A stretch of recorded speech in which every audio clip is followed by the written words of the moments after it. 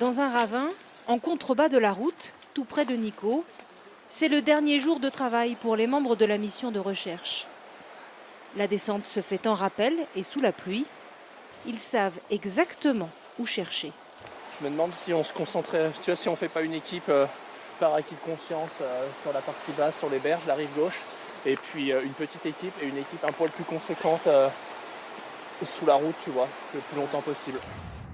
Cela fait une semaine qu'ils ratissent les environs de la ville où Tiphaine Véron a disparu le 29 juillet dernier.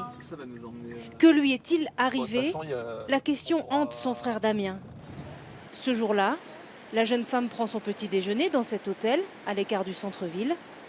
Mais après, plus aucune trace. Chaque fois que je passe devant, je m'interroge. Est-ce qu'elle est partie à gauche? Est-ce qu'elle est partie à droite? Est-ce qu'elle n'en est jamais sortie? Je ne sais pas. À chaque fois que je le vois, on se pose énormément de questions. C'est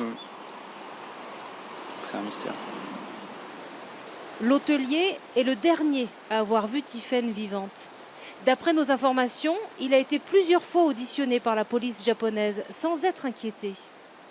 Nous rencontrons son épouse. Elle ne sait pas qu'elle est filmée. Mon mari n'est pas là, mais de toute façon, on ne répond plus à aucun journaliste.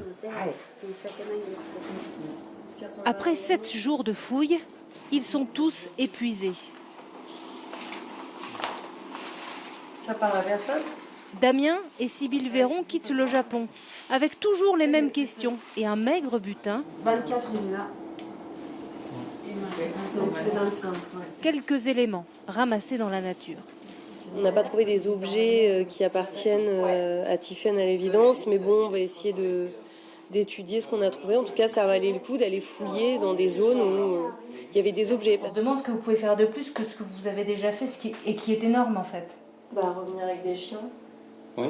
Enfin, Non, puis c'est pas ça, c'est surtout espérer que la police française puisse venir et travailler avec la police japonaise pour peut-être obtenir ces données de géolocalisation. Ça aussi, c'est une prochaine étape. C'est un souhait. Pour que ce souhait se réalise, il va falloir convaincre, car ici, au commissariat de Nikko, on ne voit pas d'un très bon œil l'arrivée de policiers français, même si officiellement la disparition de Tiphaine Véron fait l'objet d'un dialogue constant entre Paris et Tokyo.